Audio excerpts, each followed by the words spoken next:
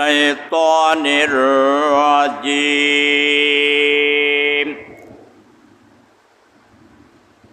بسم الله الرحمن الرحيم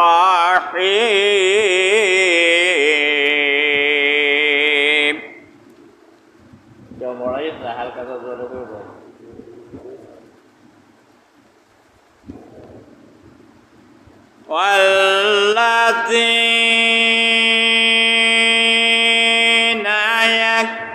يكنزون الذهب والفضة ولا ينفقونها في سبيل الله فبشرهم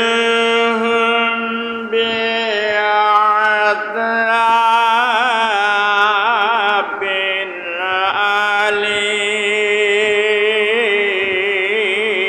أليم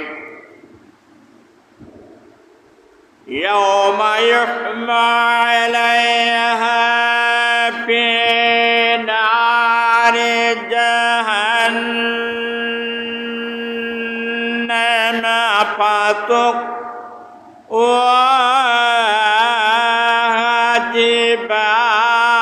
وجباههم وظهورهم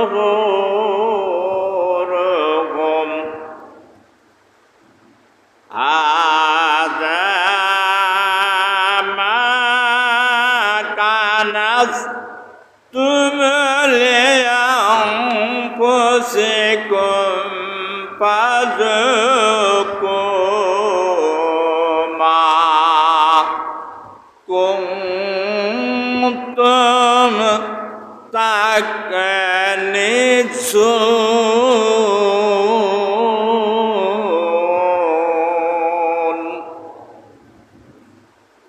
صدق الله العظيم. عن أبي هريرة رضي الله تعالى عنه قال رسول الله صلى الله عليه وسلم من آتاه الله مالا فلم يؤديه زكاته مثل له يوم القيامة جزاء أقرع له ثبيتان يطوقونها يوم القيامة ثم يأخذ بلهزماته يعني بصدقه ثم يقول أنا مالك وأنا كنزك رواه البخاري مسلم. إن الله وملائكته يصلون على النبي يا أيها الذين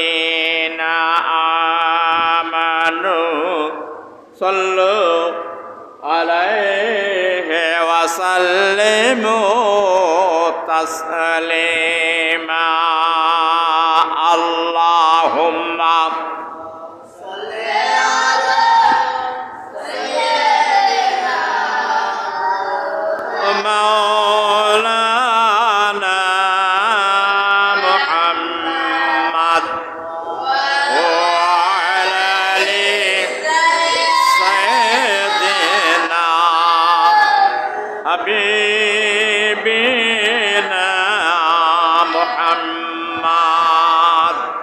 بلغ العلا بكماله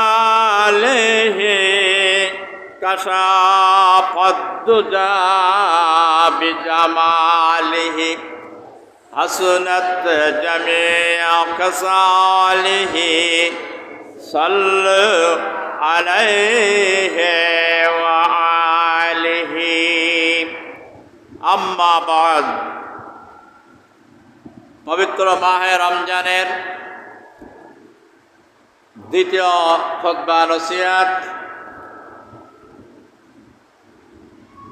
বয়োজ্যেষ্ঠ শ্রদ্ধেয় মুরব্বিয়ানে কেরাম, সমবয়স্ক আমার ইসলাম প্রিয় তৌহিদ জনতা ভাইরা, গৃহে কর্মে অবস্থানরত সম্মানিতা সরলা সাধুবী, পর্দা নিশিনী মা ও বোনেরা, স্নেহভাজন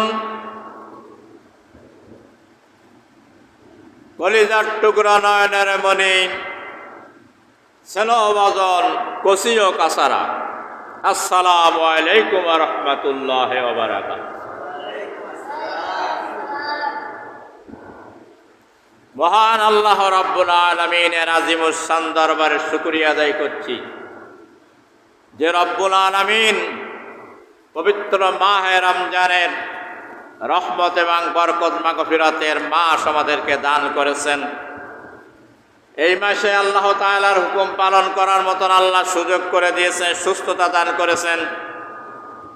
যথা সময় দুনিয়ার সর্বশ্রেষ্ঠ আসনে আসন গ্রহণ করার তৌফিক দিয়েছেন। মহাগ্রন্থ কোরআনে কারীম দুনিয়ার শ্রেষ্ঠ কিতাব জ্ঞানের ভান্ডার থেকে তেলাওয়াত করার তৌফিক দিয়েছেন।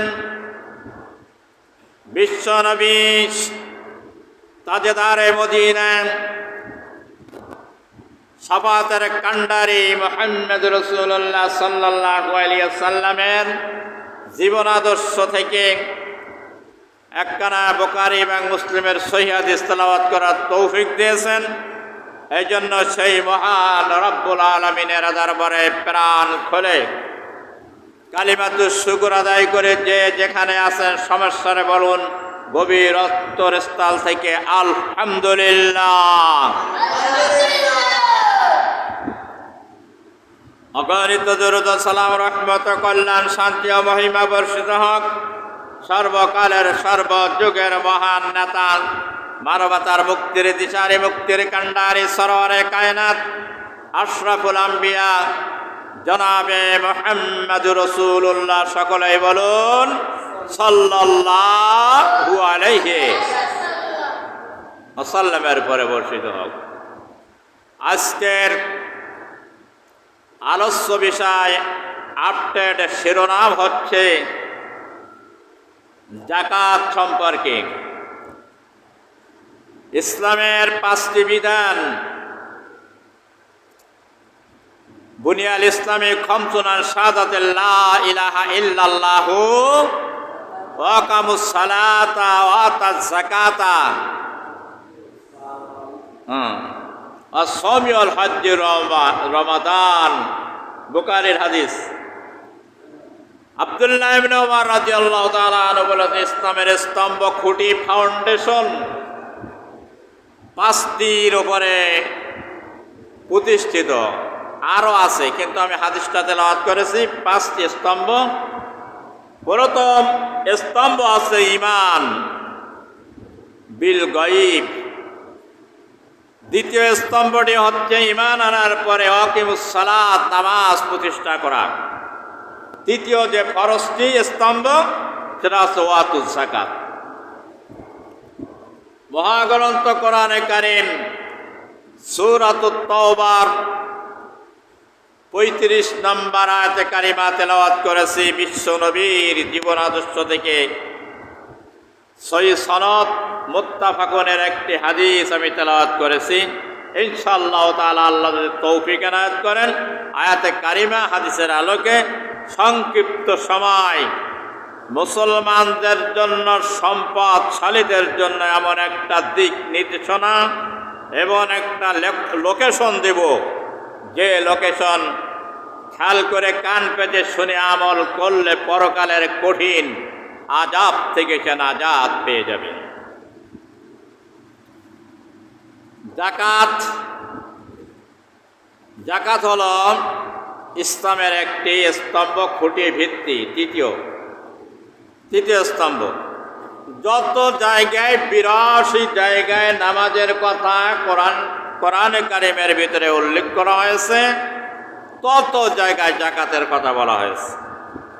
পবিত্র রমজানের কথা বলা হয়েছে মাত্র এক জায়গায়, ইমানদারগণ রোজা রাখো। পূর্ববর্তীদের উপরে রোজা ফরজ করা হলো, তোমাদের উপরে ফরজ করা হলো। যাতে করে তোমরা তাকওয়া অর্জন করতে পারো। একটি আয়াত। আর নামাজ সম্পর্কে কয়টা আয়াত? 82। কয়টি? কথায় বলে না, জোরে করে। কয়টি?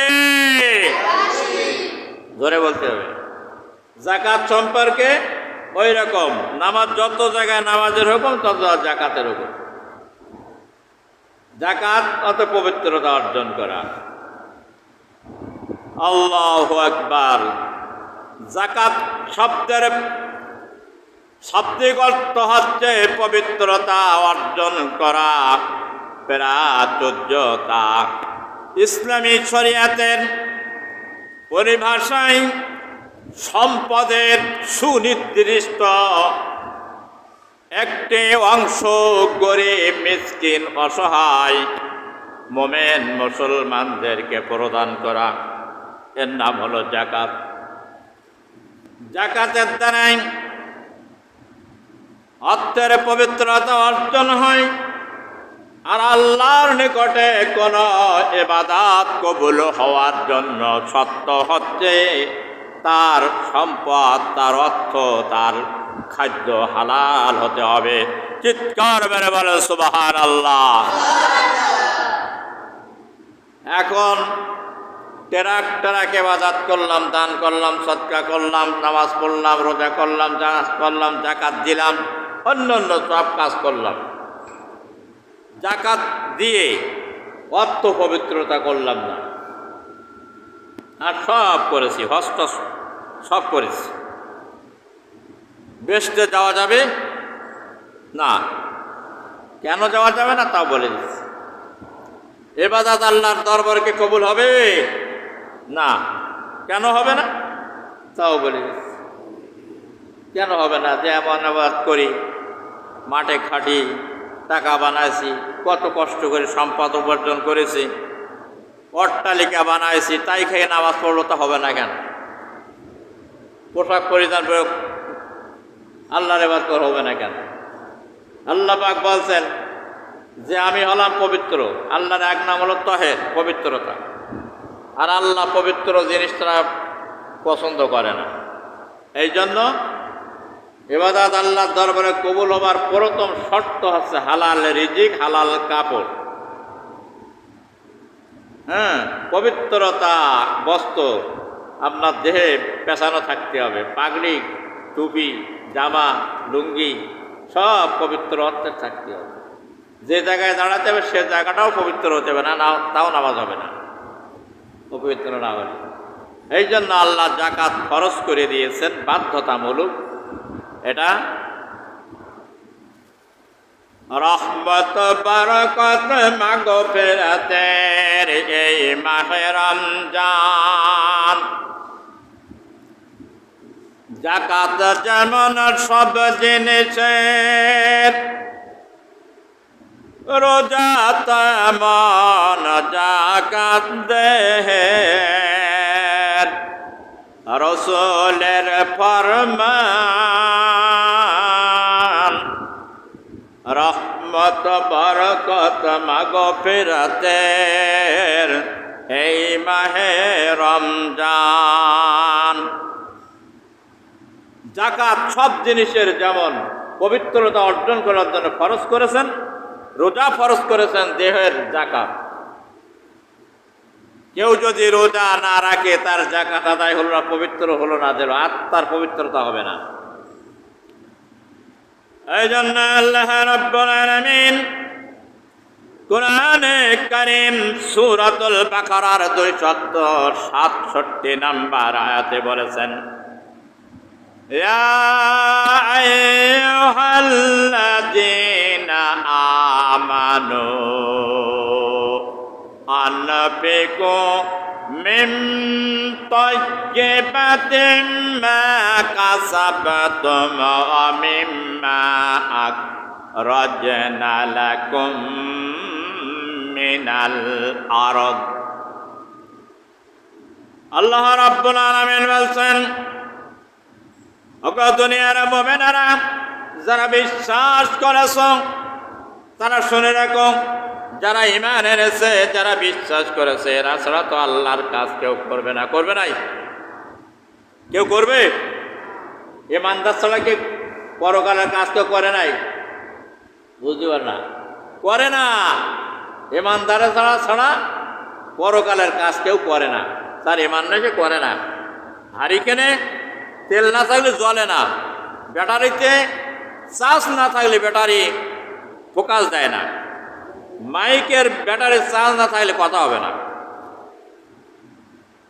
ঘটনা হচ্ছে ঈমান না থাকলে পরকালের কাজ করবে না। এই জন্য দুনিয়ার ঈমানদারকে ডাক দিয়ে আল্লাহ পাক বলতেন, ও ঈমানদারেরা শোনো,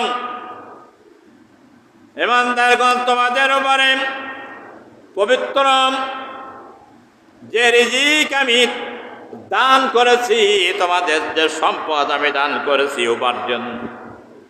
উপার্জিত সম্পদ থেকে তোমরা আল্লাহর পথে ব্যয় করো, যাকাত প্রদান করো, যাকাত দাও। আরে যাকাত দিবে, এবং আমি তোমাদের জন্য ভূমি থেকে অর্থাৎ জমিন থেকে যে ফসল উৎপাদন করাই, যে ফসল আমি দান করি, তা থেকে তোমরা যাকাত প্রদান করো। চিৎকার মেরে বলে সুবহানাল্লাহ। এই জোরে সুবহানাল্লাহ বলে না, কিন্তু একদম আল্লাহ যে জমিন থেকে যে ফসলটা হয়, এটা কে দেয়? আমরা বানাই না? হ্যাঁ, আমরা ধান রয়েছি, আমরা আছে তাই গাছ হয়েছে। আমরা পটলের ডোকা লাগাইছি, লতা, তাই গাছ আছে। তাহলে আল্লাহ যায় কি করে? আমাদের কথা তো এইটা। কয় তাবলিগ আওলারা এসে, ভাই মসজিদে, আল্লাহর ঘর মসজিদে আসেন, এখানে একটু দিনের কথাবার্তা বল। কেন আল্লাহর ঘর কিসের? আমরা টাকা দিছি, আমরা পয়সা দিছি, আমরা সব দিয়ে বানাইছি, আল্লাহর কি ঘর হয়? তো ওই রকম বেবত যে আমরা তো লাগাইছি, আল্লাহর হয় করে। আল্লাহ যদি জমিনের ক্ষমতা না দেয়, অর্ডার করে আল্লাহ, এখান থেকে ওর আবাদ দে, ফসল বাইর কর, চারা দে, বীজ বাইর কর।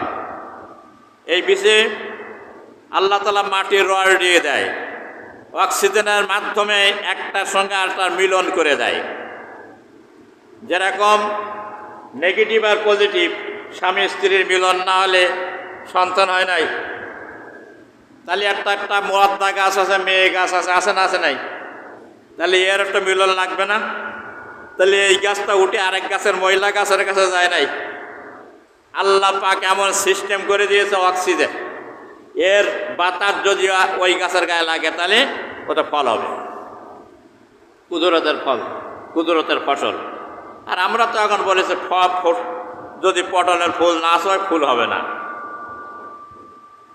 এটা সম্পর্কে কত গোনার, কত সব হবে আল্লাহ ভালোই জানেন। তবে এটা মানুষের অভিনব কায়দার একটা বেদাত। কারণ পৃথিবীর আল্লাহ যত রকমের আবাদ দিয়েছে, সব আবাদের অক্সিজেনের মাধ্যমে আল্লাহ ফল দেয়। তো আল্লাহ বলে যাকাত দেওয়া লাগবে।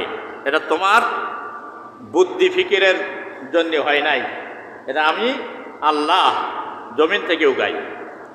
এখন যাকাত তো দিতে হবে। কত লোক সম্পদ হইলে পরে সেই ব্যক্তি যাকাত দেবে। যাকাতের জন্য শর্ত কয়টি? 7টি শর্ত। যাকাত ফরজ হওয়ার জন্য শর্ত হচ্ছে 7টি।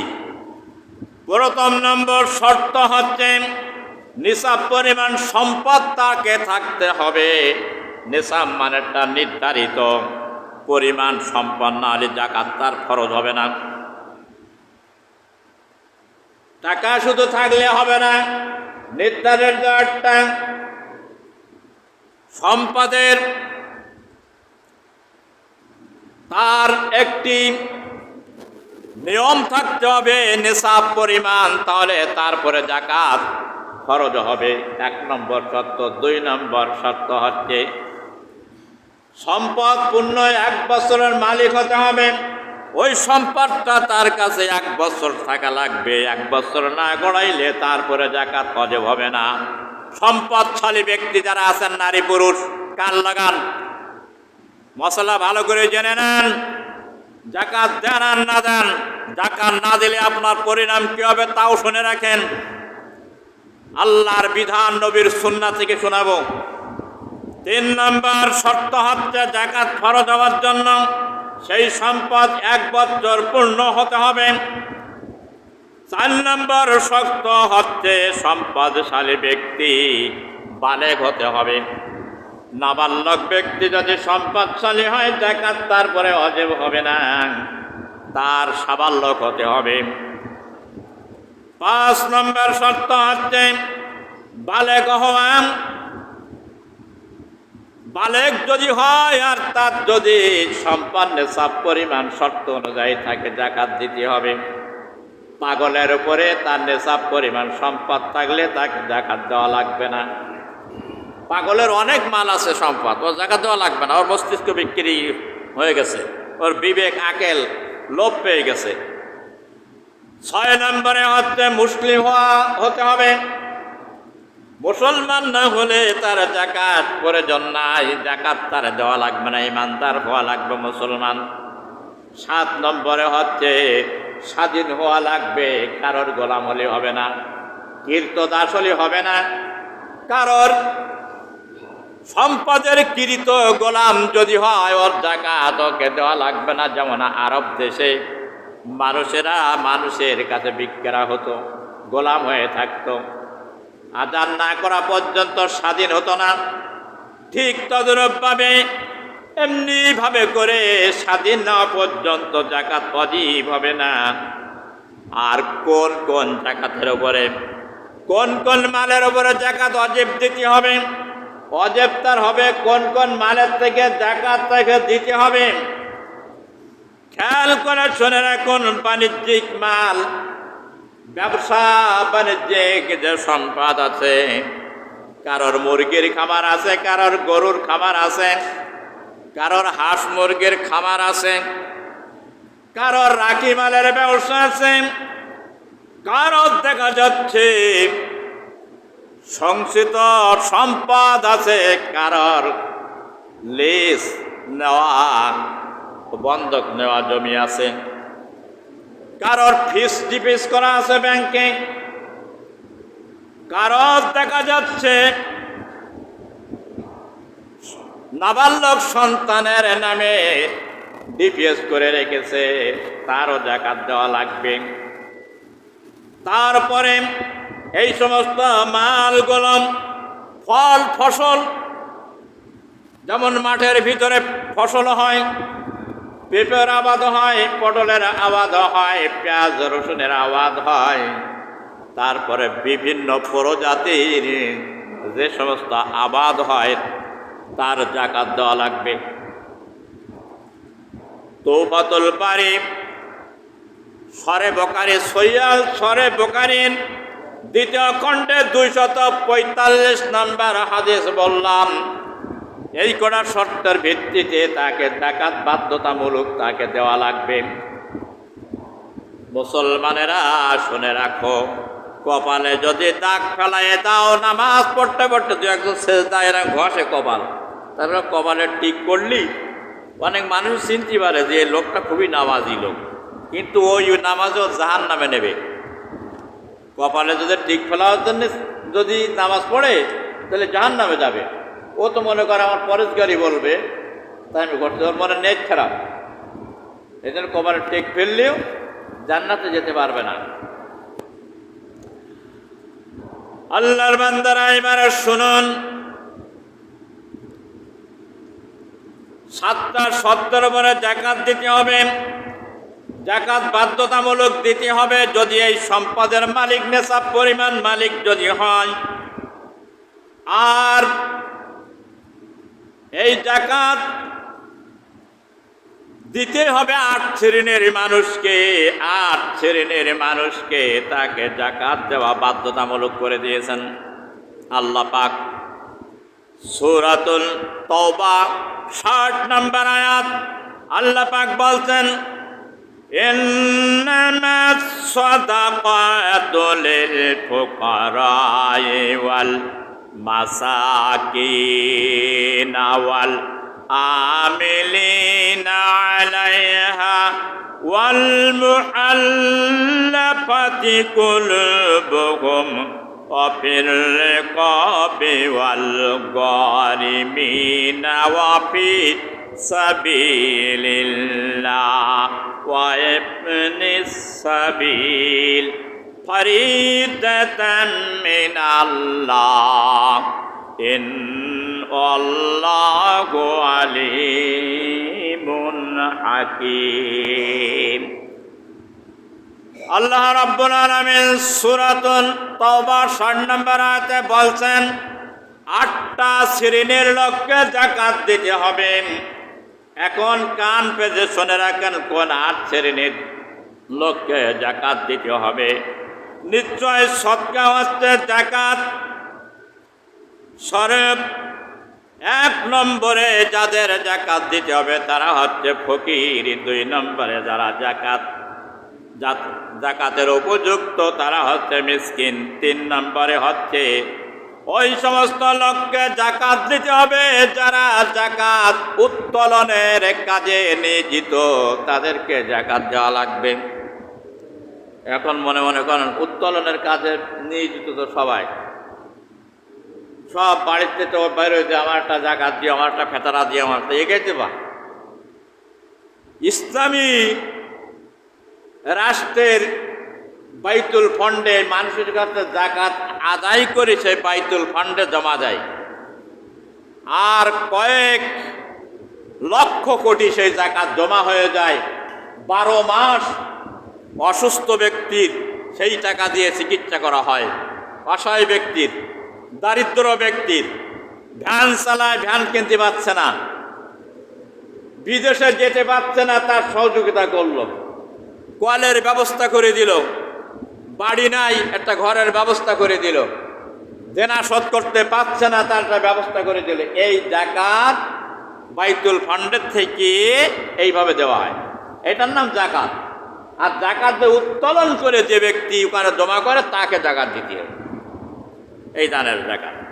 আর আপনি আর আমি যাকাত দেই, বছর যাকাত হয় সব কিছু বাদ দেয়, রাখি মাল বাদ দেই, গচ্ছিত টাকা বাদ দেই, সম্পদ বাদ দেয়, গরু বাদ দেয়, সব কিছু বাদ দিয়ে কয়টা টাকার যাকাত হিসেব করে নেই, নিয়ে গাইড পোশাক কাপড় কিনে, ভাই তোর জন্য তোরটা লুঙ্গি দেওয়ানে যাইস কেন, তোরটা শাড়ি দিবানে দেখো দিনে। আবার আল্লাহ পাক বলতেন তোমার অর্থের পবিত্রতা অর্জন করার জন্য যাকাতের টাকা নিয়ে সেই যাকাত গ্রহণকারীর বাড়িতে যাও, দেখো সে যদি ঋণগ্রস্ত থাকে তার ঋণ পরিশোধ করার মতন টাকাটা দিয়ে দাও। যদি তার বাড়িতে যদি টিউবওয়েলের ব্যবস্থা না থাকে একটা টিউবওয়েলের ব্যবস্থা করে দাও, ফ্যান যদি না থাকে একটা ফ্যান করে দাও, তার চলার ক্যাপাসিটি যদি না থাকে তাহলে চলার ক্যাপাসিটির মতন একটা ব্যবসা, চার দোকানের ব্যবস্থা করে দাও। এটা তোমার নিজে দায়িত্বে মানি। একটি গাইড পোশাক কাপড়ের দ্বারাই কোনো যাকাত আদায় হবে না। বিশ্ব নবীর ব্যবস্থা, সাহাবায়ে কেরামের এমন কোনো ব্যবস্থা ছিল না। আমাদের সমাজে এইরকম টেন্ডার দেয়, ঢাকার বুকে দেয়, অমুক দিন অমুক ব্যক্তি যাকাত দিবে, গরিব যে যেখানে আছে সব কিছু আসবে, সেখানে লাইন দিয়ে ডাকাত নেওয়ার জন্য পায়ে পিষ্ট হয়ে কত মানুষ সেখানে মারা যায়। চিৎকার মেরে বলেন নাউজুবিল্লাহ। সিস্টেম এটা নয় যাকাত নিয়ে বাড়ি যে পৌঁছায় দেশ, যাকাত যে উপযুক্ত পাওয়ার উপযুক্ত তার কাছে। তাহলে এখানে আল্লাহ পাক বললেন যাকাত উত্তোলনকারী ওই ব্যক্তি 3 নম্বরে যে যাকাত পাবে, যাকাত আদায় করে বাইতুল ফান্ডে যে জমা করে। 4 নম্বরে হচ্ছে ওই সব অমুসলিম ব্যক্তিকে যাকাত দেওয়া যাবে যারা ইসলামের প্রতি আকৃষ্ট হয়, ইসলাম গ্রহণ করার জন্য যারা আগ্রহী, এদেরকে যাকাতের টাকা দেওয়া যাবে। 4 নম্বরে হচ্ছে আল্লাহ রাব্বুল আলামিন বলে দিলেন ওই মুসলমানেরা, ওই বিধর্মীরা যারা ইসলাম গ্রহণ করতে চায়, তারা তুমি উৎসাহিত করো তোমার জাকাতের দানের টাকা দিয়ে। 5 নম্বরে হচ্ছে গোলাম আজাদ করার জন্য কোনো ব্যক্তি চুক্তি ভিত্তিক গোলাম বিক্রি হয়ে আছে কারণ, তার মুক্ত করার জন্য তোমার জাকাতের টাকা দিয়ে মুক্ত করে দাও। হযরত আবু বকর সিদ্দিক রাস্তা দিয়ে যাচ্ছেন, উমায়ার গোলাম বিলাল রাদিয়াল্লাহু তাআলা আনহুকে এমন প্রচন্ড ভাবে তার কষ্ট দেওয়া হচ্ছে, ইসলাম গ্রহণ করার কারণে রৌদ্রতে বেঁধে রেখে তার হাত পা চারদিকে উপরে পাথর চাপা দিয়ে কষ্ট দিচ্ছে। যতক্ষণ ইসলাম ছাড়বি না ততক্ষণ পর্যন্ত তোর ছাড় দেওয়া হবে না। আবু বকর রাদিয়াল্লাহু তাআলা ওই রাস্তা দিয়ে যাচ্ছেন, বললেন কি অবস্থা বিলাল? শুধু বলে আহাদ আহাদ লা ইলাহা ইল্লাল্লাহ, এই কথা বলেন। হযরতে আবু বকর নিজের টাকা দিয়ে উমায়াকে বলল, তাকে মুক্ত করে দাও, স্বাধীন করে দাও। চিৎকার মেরে বলো